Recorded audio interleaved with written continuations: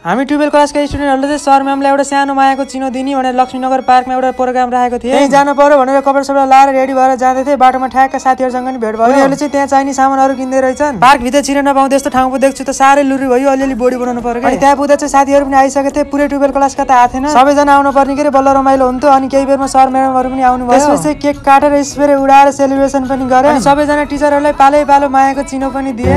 खुसीका फूल बटोलेर मनको रुमालैमा राखेकी छु सम्हाल। त्यसपछि म्यामको हातबाट टिका लाएर प्लास्टिकको सानो प्लेटमा केकहरुलाई भाग लाएर म्यामहरुलाई नि दिएम र आफूहरुले पनि खाएम। साथी बाबा चाहिँ यतिको त चल्छ। अनि चटपट पनि बनाएको थियो। म त गिलासमै हालेर खाइदिएको गरे। अनि कोक स्प्राइट पनि लगाएर चाहिँ त्यो पनि खाएँ। केही बेर रमाइलो गरिसकेपछि हामीहरुलाई शुभकामना दिएर सर म्यामहरु पनि जानु भयो। अनि त्यसपछि बिना डेक बत्तल ठटाउँदै नाचगान पनि गरे। अनि त्यहाँ भएको फोहोरहरुलाई पनि सफा गरियो। अनि साँझ चाहिँ हलमा पिताम्बर फिल्म लागिरहेको थियो। 4 जना भएर गएर हेर्यौं। फिल्म चाहिँ एक्सनको लागि चाहिँ बवाल थियो। अनि बाइ।